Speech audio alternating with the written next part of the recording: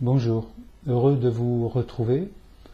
Aujourd'hui, je vais vous proposer non pas un mythe ni une légende, mais un conte tiré des contes traditionnels de l'Occident, qui est un conte de Grimm, que j'avais utilisé quand j'ai écrit mon livre Animal de cœur, que j'aurais pu appeler Animal Totem, où l'animal est la tradition des blasons. Et ce conte de Grimm illustre l'animal qui est l'abeille, avec laquelle j'avais donné la qualité de mon propos qui était l'activation du désir. Voilà, ce conte s'appelle La Reine des abeilles de Grimm. Donc je vais vous le raconter tel que Grimm l'a décrit, de façon à faire un autre voyage dans l'imaginaire et de créer vos propres images, vos propres associations. Il était une fois deux fils d'un roi qui cherchaient le goût de l'aventure.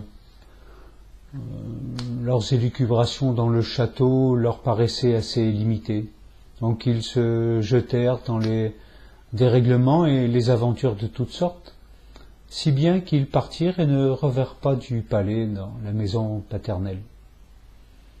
Et il y avait leur frère cadet, donc plus jeune, qu'on appelait le petit Nigaud. Et le petit Nigaud, il se mit à leur recherche.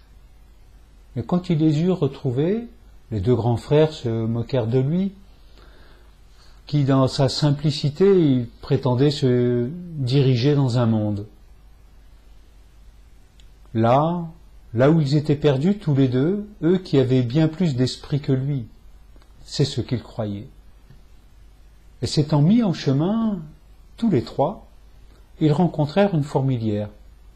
Alors les deux aînés voulaient la bouleverser pour s'amuser de l'anxiété des petites fourmis, les voir courir de tous les côtés en emportant leurs œufs.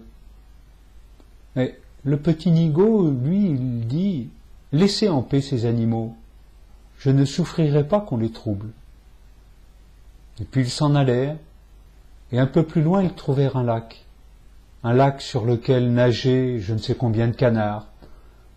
Et les deux aînés voulaient en prendre un couple pour les faire rôtir. Curieuse idée.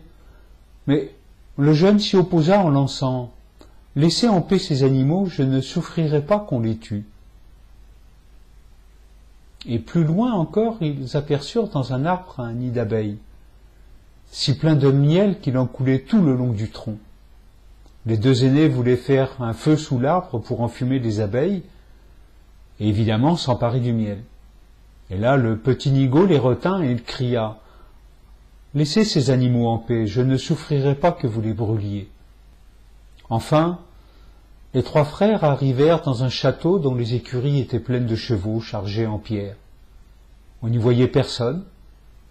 Ils traversèrent toutes les salles, et ils parvinrent à la fin devant une porte fermée par 3 serrures. Au milieu de la porte, il y avait un petit guichet par lequel on apercevait un appartement. Ils y virent un petit homme à cheveux gris assis devant une table. Ils l'appelèrent 1 fois, 2 fois, sans qu'il parût entendre. Et à la 3e, il se leva, ouvrit la porte et sortit aussitôt devant eux. Puis, sans prononcer une seule parole, il les conduisit à une table richement servie, et quand ils eurent bu et mangé, il les mena tous les 3, chacun dans une chambre à coucher séparée.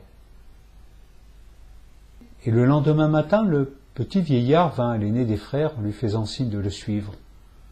Il le conduisit devant une table de pierre sur laquelle étaient écrites 3 épreuves, dont il fallait venir à bout pour désenchanter le château. C'est bien pour ça que le château était vide. Et donc la première épreuve était de chercher dans la mousse, au milieu des bois, les 1000 perles de la princesse qu'on y avait semées. Et si le chercheur ne les avait pas trouvées toutes avant le coucher du soleil, sans qu'il en manquât une seule, il serait changé en pierre. L'aîné passa tout le jour à chercher les perles, mais quand arriva le soir, il n'en avait pas trouvé plus de 100. Et il fut changé en pierre, comme il était bien écrit sur la table. Le lendemain, Le second frère entreprit l'aventure, mais il ne réussit pas mieux que son aîné. Il ne trouva que 200 perles, et lui aussi, il fut changé en pierre.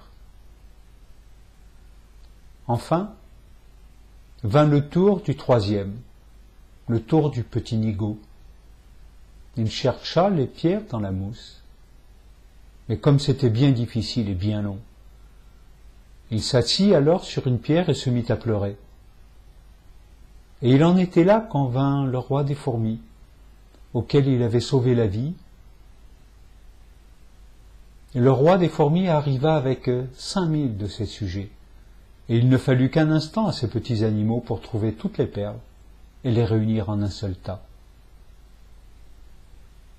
La seconde épreuve consistait à repêcher la clé de la chambre à coucher de la princesse qui était au fond du lac. Et quand le jeune homme approcha, les canards qu'il avait sauvés vinrent à sa rencontre. Ils plongèrent au fond de l'eau et ils en rapportèrent la clé de la princesse. Et la troisième épreuve était plus difficile. Il fallait reconnaître la plus jeune et la plus aimable d'entre les 3 princesses endormies. Elles se ressemblaient parfaitement. Et la seule chose qui les distingua, c'était qu'avant de s'endormir, l'aînée avait mangé un morceau de sucre, tandis que la seconde avait bu une gorgée de sirop, et la troisième avait pris une cuillerée de miel.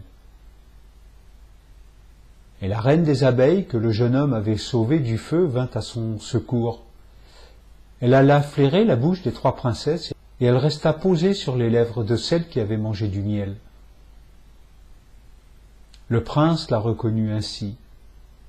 Le petit Nigaud, le prince, la reconnut ainsi. Alors, l'enchantement était détruit, et le château fut tiré de son sommeil magique. Et tous ceux qui étaient changés en pierre reprirent la forme humaine. Et le prétendu petit Nigaud épousa la plus jeune et la plus aimable des princesses, et il fut roi après la mort de son père. Quant à ses 2 frères, ils épousèrent les 2 autres sœurs. Ce qui n'est pas écrit dans le conte, c'est qu'ils se marièrent et eurent beaucoup d'enfants. Merci et à bientôt. Au revoir.